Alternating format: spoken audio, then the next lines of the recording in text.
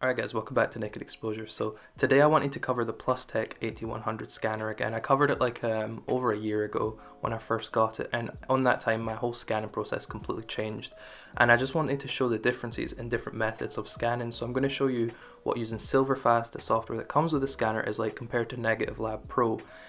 These are two completely different processes of scanning. Negative Lab Pro takes a lot longer, but you get a completely different kind of image and better dynamic range. So I just wanted to show you how the scanner performs, what I think of it, if I would recommend it, and give you an idea with lots of sample images of the differences between different methods of scanning, because the actual hardware is one thing when it comes to a scanner, but the way you handle each negative, the amount of time you take, the amount of different methods you can do gives you completely different images. And I think it's important to like look at the different methods, because some things work better for you and some things work better for other people, and it's just to give an idea of how this thing actually performs for, I would call it, quote unquote, budget scanner.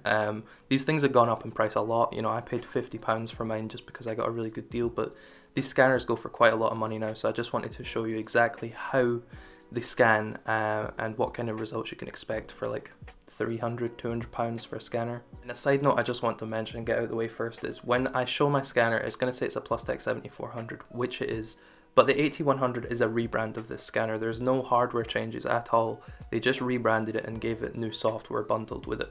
I own the software that's bundled with the newer scanner, with the 8100, so the results are the exact same between the 7400 and the 8100, just to make that clear. So we're just going to hop onto the computer over here and we're going to have a sit down, chuck some negatives in.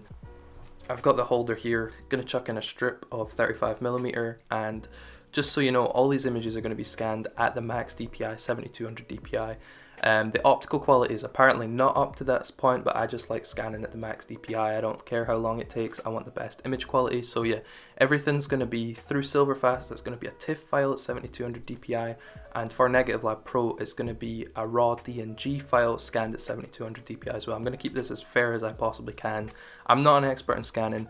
I'm not like a Grainy Days or a William Verbeek or something. I'm not an absolute professional when it comes to this stuff, but I love scanning, I love the whole process of it, so I just want to show you the results that I get with my own film. Okay, so now we're in Silverfast, and this is the software, as I said, that comes pre-packaged with the Plustek 8100 and the 7400. So what we would do here is we would start our pre-scan.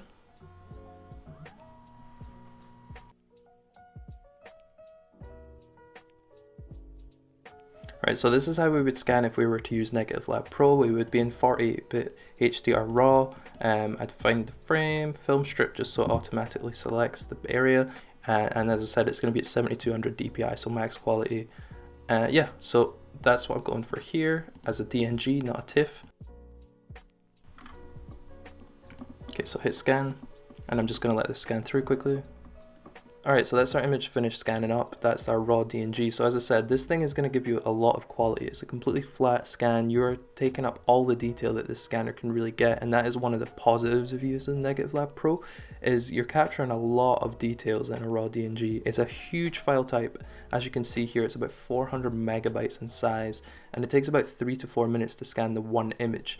Now, if I wanted to do this as a positive, and I would go to negative and see, this is instantly what our image looks like. Silverfast is a much quicker way of doing things. It will give you the results. I'm going to leave the border exactly the same way it is, and what I would usually use to make things a bit different is I would go to TIFF and change from 48-bit to 24-bit. So this is not a DNG file anymore, it is just a TIFF, so there's file size halves, which is pretty good for, you know, storage and things. So one of the good features that Silverfast has is that it has a color cast removal. So I have this just on as default, and as you can see, the colors that it just pulls out normally just like that are great.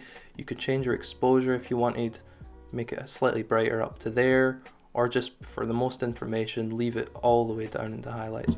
So this is capturing basically what I would say is a decent scan. As a TIFF, I would be happy to just scan this as it is. So that's both our images now scanned in Silverfast. Here we have our Negative Lab Pro image that still needs processed, and the other one is the Silverfast TIFF, which has already been flipped and processed.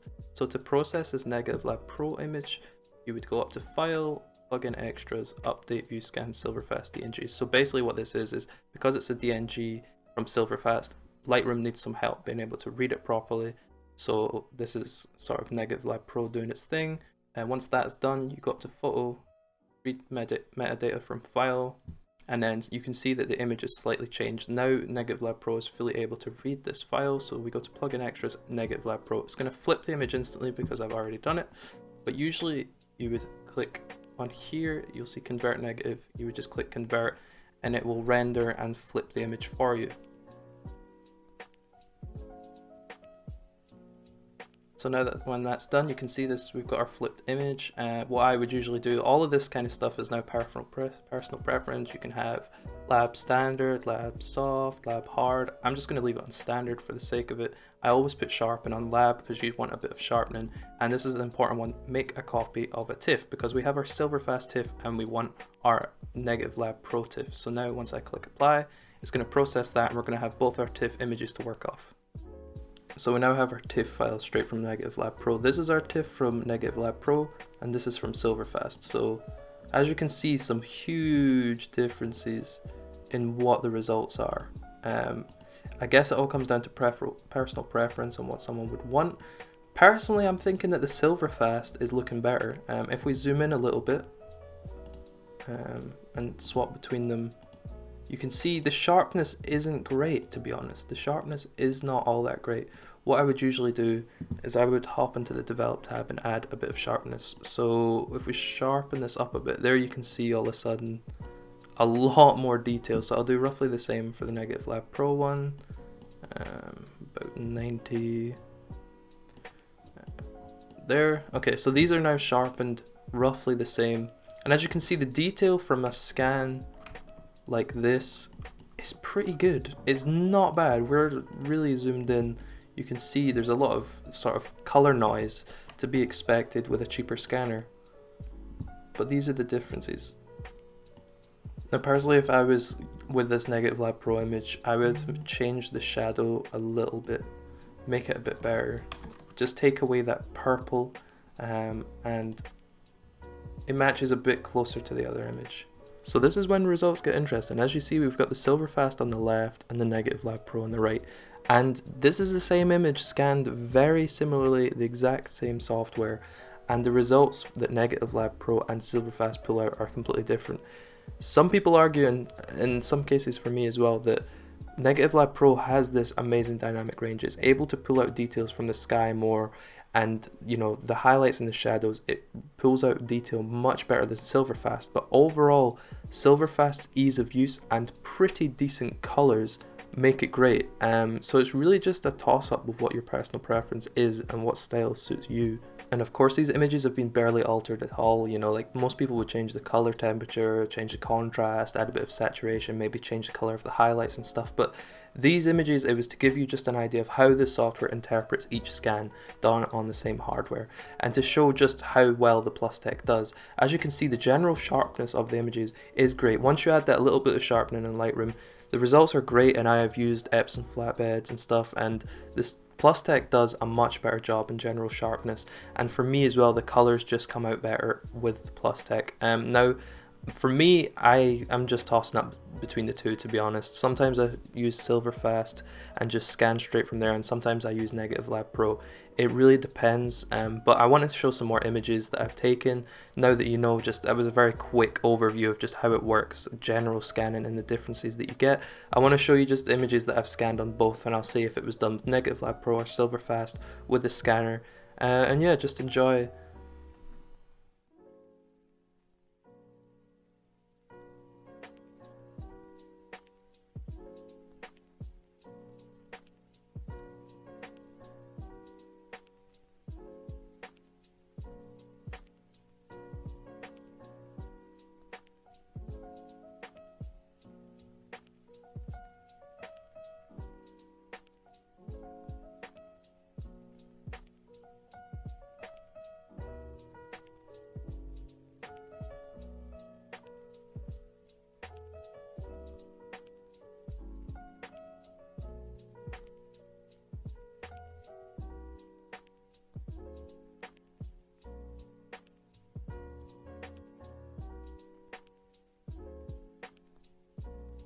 So yeah, that's my scanning technique.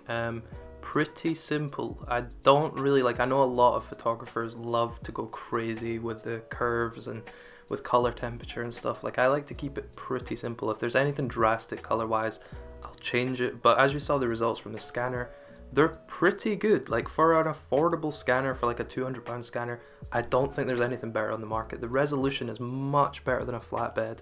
Still not up to like a professional scanner or like a lab scanner, but for home scanning it does the job.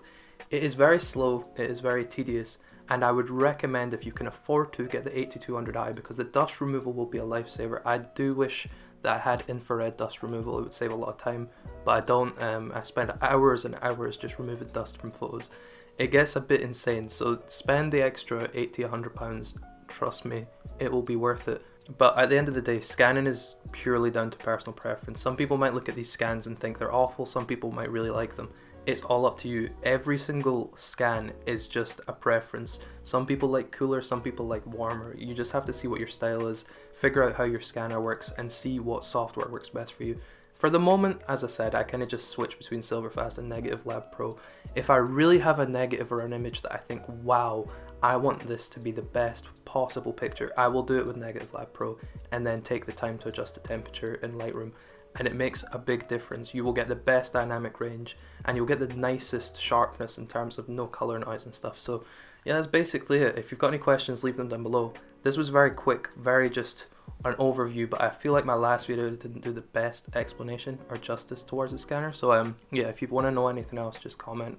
I'll make sure to answer. And yeah, thank you for watching. Subscribe to the channel. I've got a video in the works just now on a Konica A4 collaboration, which I'm really excited about, so stick around for that. And yeah, see you in the next one.